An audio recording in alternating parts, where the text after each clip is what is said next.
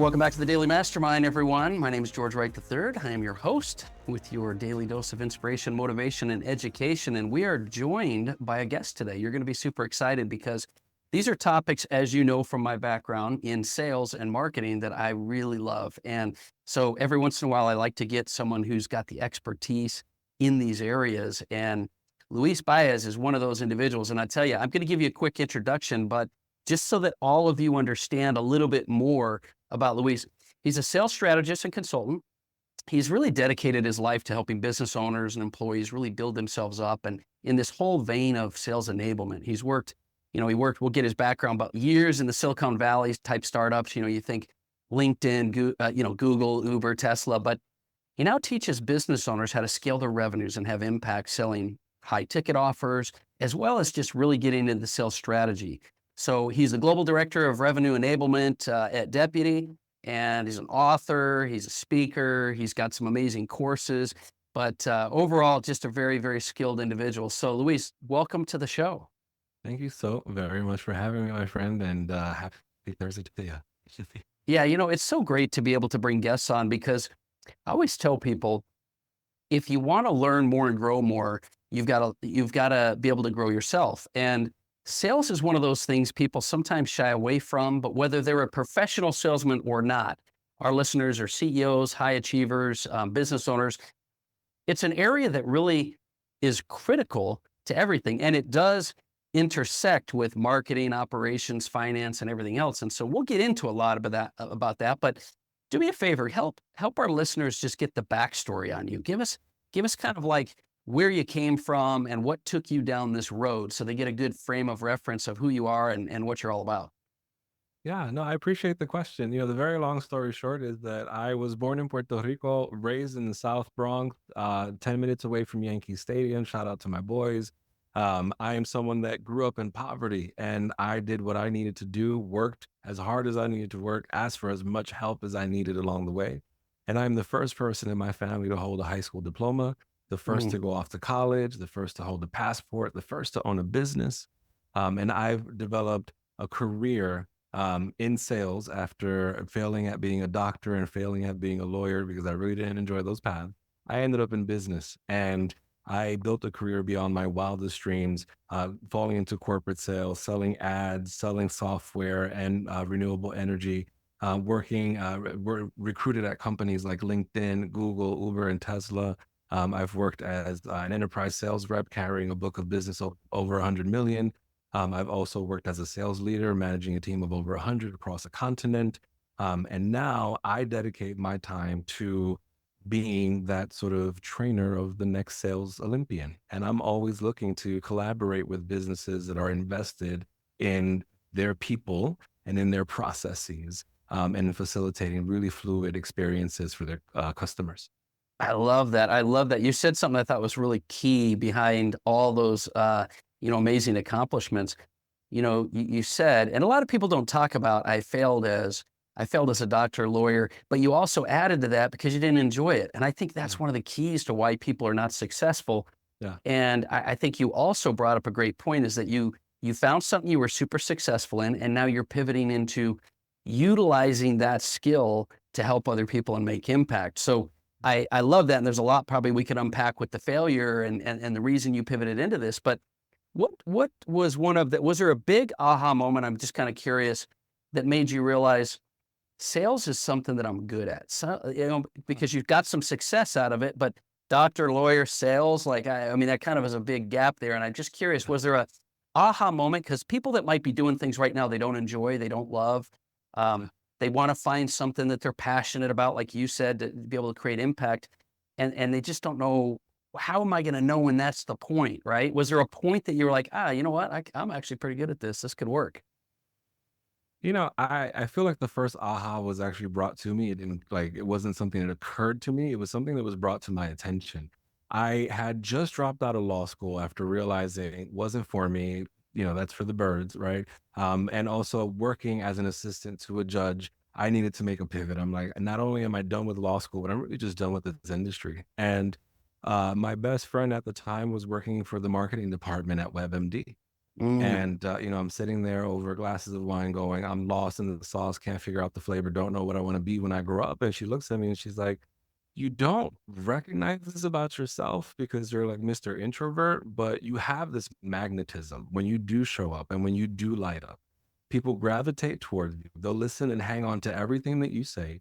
And I just wonder if maybe sales might be your thing and you don't even realize it. And so, Bro, that's being, huge. yeah, like not something that I recognized about myself because in my mind, I'm pursuing feverishly like all these other sort of life and career outcomes. And so she submitted my resume, set me up for an interview. I knew nothing about tech, advertising, sales, working in corporate, right? I was out here working nonprofit and government and trying to save the world in other ways. And I went through 8 rounds of interviews, not knowing what I was doing or what I was talking about. And at the end of that experience, I got the job. And that was probably the first hint that I got at my capacity to at least sell myself and get my foot in the door. So I think that was my first aha about like, can I do sales? Wow. That is, there's some really great lessons in there if you're listening to this, because I got to point out, listen, guys, you hear me say it all the time, success leaves clues, right? So sometimes you don't know what you don't know. And Yeah. having someone else help to point out, and that's why mentors, consultants, individuals, I always talk about this, not because I just think it's a smart move, which it is, but sometimes you can't see yourself as well as other people can. And there's a fine line between being influenced by other people and soliciting feedback, but learning from someone else what you might have. And then the other thing you said is like, look, you had no skills in that arena. You didn't know what you were doing or how you were doing it. You basically made a decision and you figured it out as along the way. And now, fast forward, you've got expertise. Like you said, you've managed a book of business, hundreds of millions of dollars, hundreds of people, and you're starting to kind of pull that together to help other people. So let's unpack that a minute. So when you say sales, a lot of people think of sales in a particular way. Do you mostly deal with sales people, or do you teach sales all throughout the organization? What's your current focus there? Yeah, that's an excellent question. I teach sales across the entire organization, right? So everyone, the immediate sort of lens when I step into a company is our reps need to generate more sales. We need to close more. We need more leads. Figure this out, right? And like, I have to unpack some of that and get to the bottom of like, okay, well, first of all, do they have what they need to sell? Are they given permission to sell? Are they certified and trained so they have the confidence to sell, right? And then let's unpack what's required to make all those things happen, right? I need this for marketing. I need operations implementing over here, right? We've got to build this connective tissue to then arrive at this ideal state of everyone humming along and closing, right? And so for me to get all of this done, yes, I've got to implement a strategy and guide and coach and teach across all functions within a company to get all ducks in a row and everyone moving in the same direction.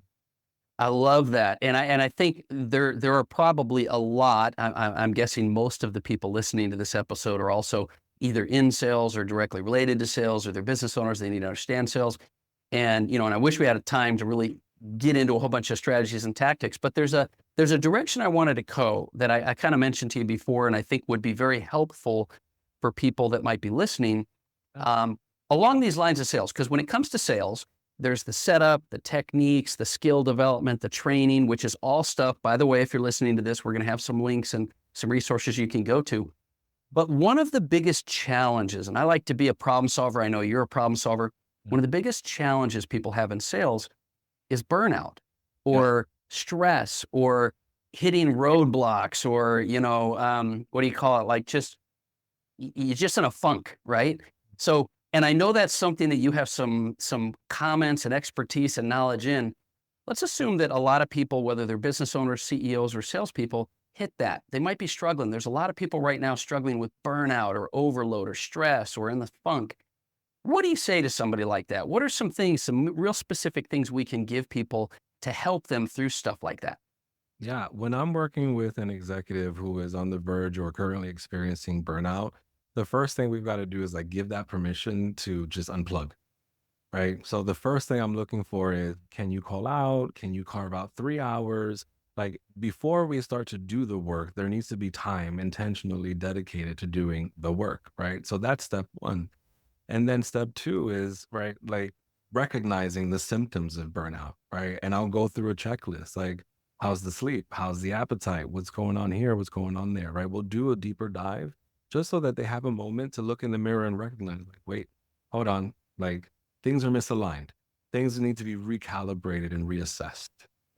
Then you have to take them through a psychological process, right? You've got to take a step back and reconnect with why are you doing this work, right? And has Yeah. that why shifted since you started? Yeah. Maybe you built this business with the intention of solving a problem, but right now you're drowning financially and your only focus is trying to generate revenue.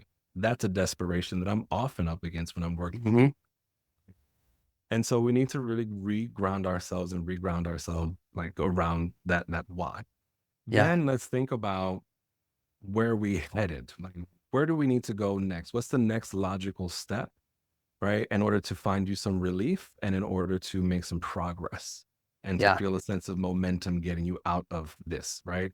So let's call in the therapist. Let's schedule the workouts with the buddies. Let's plan time with family, right? Those are things that are going to be really more immediate in a hierarchy of need before we get into trying to put out the fire in business. I love it. Yeah, I love it because you said it's a process, and I think you're right. I think so many people are like, "What's my silver bullet to fix this burnout? Like, I just need to get a big deal. I need to get a revenue." No, I believe you're absolutely right. It's a process of pulling it apart, Yeah. understand what it is, and then you also said psychological, and I think you're right. I think burnout, stress, overwhelm, funk, it's almost 99% of the time mindset. Yeah. And, it's funny because I was talking to the CEO of a $30 million company, actually here locally the other day. I was doing an interview with him, and this guy's crushing it. He's got his helicopter. He's got thousands of sales reps. I mean, they're killing it. And he's like, man, I'm burnt out. I'm just burned out. And he says, but I got a mentor. And the first thing he tells me every time I'm burned out is he said, you're too attached to the outcome. You're Mm. just too attached to the outcome, meaning, you got into this business, like you said, you've got a reason you're doing it. You got a passion behind why you're doing what you're doing or what you're trying to, maybe even it's not even what you're doing, it's what you're trying to create in your life. And you've lost sight of that and you're burned out. And it's because you're too attached to the wrong thing. You're attached to some future outcome. You're not getting the sales. You're not going to make money. You're doing a commission, whatever it is. And so I think you hit it 100%. You unplug, you assess, you get around the mindset. What did you lose? Where are you at? What are you doing? You get refocused on what's important to you and then the steps moving forward. So I couldn't agree more. I think that is absolutely a big thing. Do you find right now, especially now, maybe post pandemic and even things like this, are people, and it might just be me, I'm just throwing this out. Do you find more and more people are getting burned out? They're more and more overwhelmed? Or is that just me? Or is that just a common thing, in this sales arena? I think that post-pandemic, yes, I can say that there is, a stronger prevalence of burnout. I wonder actually if it's accelerated by the macroeconomic climate right now, more Ooh, so than the pandemic itself, yes. right? That like desperation to hit numbers, keep the business up, Yeah. keep people employed around you, et cetera, And right? harder. That's It's a little harder, so they're stressed more, right? Okay. Yeah, Yeah, keep they going. sure are. No, they sure are. And I think that that's really real, right? And I think that couple that with real isolation, right? I think a lot of Mm, folks, because we've cut budget and cost in every corner, we've also compromised on connective tissue within a business or within an organization, and we've underestimated how valuable it is to work side by side with folks, right? And it's not something that needs to yes. happen all the time, but I think it does need to happen with some frequency, and so that people can feel, a real human connection around what they're doing. Yeah, I agree with you 100%. I think sometimes we're under this false illusion that because I got all these social media conversations going on, or I'm seeing and talking to people on Zoom all the time, it's still a lot of disconnection. And I think that disconnection brings me to this idea I wanted to ask you, which is, do you have any tips or strategies or suggestions for how people that are in sales or people that are running a business can learn how to focus their attention versus letting everything else around them just like not only distract them, but seep into them. So like, for example, myself, when I have things going crazy around me, it's really hard to not have that impact my ability to be a good communicator or salesperson. And I think people will feel the same way. Do you have any strategies or thoughts around how people can sort of get more grounded present moment when they're in the time that they need to be focused on selling or need to be focused on production? Yeah, that's an excellent question. I think that in order to get to that place of like focused and flow, and to be able to arrive at that place, it is really just a matter of number one, like yes, the right environment and Mm, also the right mindset, right? yeah. I think there's also, there's the environment, meaning like, making sure that you have the right workspace, the Yeah. equipment and all Yeah. those things. People Yeah. underestimate, even when you're selling, the kind of confidence that you exude when you're standing up during a call Oh, yeah. versus Yeah. Yeah. right? Even if you're off camera, right? Like Mm, walking around and pacing around and talking, I think you exhibit and exude a lot more energy and confidence, and that certainly has an impact.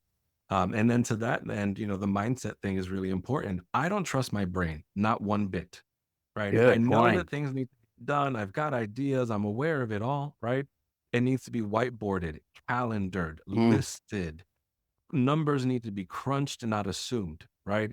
And it's only when those things go from being in my mind and they become these really tangible things to work with, that's the only way that I start to see progress. And yeah. it's also the only way that I start to ease my anxiety and that notion of like, where do I start? Where do I prioritize? Everything is code red. Everything is urgency level 10. It's not, Yeah. because really your sales will always come from the three things you do consistently, not from the 20 things that you're doing when you're doing the most. Oh, that's gold. That's gold right there. People, listen, I got to restate that. Your production, your results, all that, it's not going to come from all the activity you're doing. It's those three consistent things that you do, especially in the area of sales. I like that a lot. And you made another comment that's just a subtle thing, but I think people underestimate the mind body production connection because that body, like standing up. I work with a lot of like very world renowned speakers and, just posturing up before you get up to speak brings confidence, brings energy, and brings that. So many people are just, you know, their whole posture and your posture by itself, putting your shoulders back, standing up straight, breathing, those things will create it. They call it the Superman effect, right? Like just standing up, put your, arms on your hips and just stand up and be confident. Um, and so I know there's a lot of other questions I have, but there's one more that I really want to hit you with before we kind of run out of time here. And that is, how do you build confidence, Ooh, especially in sales where failure is literally the gateway to success? So you yeah, are going to fail over it. You're getting no's, right? Over and true. over and over and over and over. Yeah. How do you build confidence and resilience after failure? Yeah. Definitely a mindset shift and a practice, right? It's not easy to overcome and it takes time. One of the things that I started saying to myself when I would face rejection, whether it was in sales or my dating life or wherever else, I would always say to myself, I've been rejected by people that are more important than you, right? Mm, Because literally, I've written to Oprah, I've DM'd Ricky Martin. None of these people have gotten back to me, right? Your rejection hurts a lot less than Ricky Martin's rejection, right? And mm, that perspective is more important to maintain, right? And knowing also that rejection is required for the sale, yeah, right? I have to get rejected 99 times before I get a yes. And so let me breeze through these 99 calls. Let me get my one yes and then pour my energy into that conversation when I arrive at it, right? Everything else has become water off a duck's back, but it's yeah, taken time. It's taken time because we take things so personally. And sales is, we're conditioned throughout our education and socialization and things like that, that, what we create and what we do and what we produce is so intrinsically tied to ourselves, yeah, right? And our self-concept. mm, And I could certainly make that argument for an artist, right? There's so yeah, much level of expression and creativity and vulnerability that goes into the way that they work. With the salesperson, I want to honor the same level of vulnerability and putting yourself out there that way, right? And so we yeah, have to, just have like that moment of like, the disattachment from like the call itself, and then redirect our attachment to those small wins. And that's actually how you develop that sense of confidence, is tracking your small win. You want to close the big deal, but today you got the introduction to the director. Hats off. have a cocktail, right? Mm. Tomorrow, you had a great product demonstration, no hiccups. They said yes to the next meeting. Pat yourself on the back. Share that good news with somebody. Keep relishing in that good feel and that good vibe and keep kindling that flame and carry it throughout the sales deal. Yeah, that's some great stuff right there. I'm so glad, and I appreciate how you put that too, because I think salespeople just have to learn to get their perception of what rejection is and Yeah. failure and reshift it. And you're right, it is a mindset. So many salespeople that are not success. I found the most successful salespeople, they don't connect failure to their identity like unsuccessful fail people. They take no's as personal. They take Yeah. them like it's some kind of reflection of what they are. And the most successful, salespeople do exactly what you said. Their perception of what failure is that's just a means to the end. I've got to get that. The more I do that, the more I'm going to get to the sale. The more I'm going to get to the result. Yeah. And I really like how you said, so disconnect your attachment to what that is to attach it to the small wins. Find those small wins because we all have small wins. The small win might be you were able to present more today than you ever have. You might have been able to be in front of more prospects than normal. There's always wins if you train your mind to think and find the wins. So I think that's a good, I never thought about it that way. Like it's a healthy distraction Yeah. from the rejection to focus on the wins while you're getting that. I think Yeah. that's brilliant, man. That's great. Well, let me ask you this. So we're kind of out of time, but I want to be able to have people connect with you. What's the best way? Where's the best place for people to connect with you if they want to, really hone their skills, get some better perspective, and increase their results from sales? What's the best way for people to connect with you? Yeah, great question. So if you want to hang out with me, I'm on LinkedIn, and I'm always nerding out there. But if anything that I said today is resonated and you're wondering, like, what other secret sauce might I have? I literally lay out my entire leadership playbook, all my strategies, mindsets, everything. I lay that out in a free course that you can go sign up for at learnfromluis.com. Yeah, you told me about that before we got going, and I really love that. And that's such a value. I mean, guys, listen, you know, all the knowledge, all the stuff that you can gain is free. And if you were to go to the web, and by the way, I'll put all of his social media contacts as well as that website in the show notes, so you can look in the show notes to get that. But I'd highly encourage you to go do that because at the end of the day, success is about exposing yourself to people that have been there, done that. You can't find somebody that's had more book of business, training, implementing, and also the art of putting it together in a way you can learn and grow than something like this. And so I highly recommend that. Is there any kind of parting strategy or thought you'd like to save or basically give to our listeners before we take off here, Luis? I appreciate your time, big time. No, I appreciate you. The last thing I'll leave y'all with is you never lose when you bet on yourself. Hmm. Never ever lose when you invest in your education, your training, love up on yourself. You never lose. I love that advice. I love that advice. And especially in this area of sales, it helps you to learn to be more confident.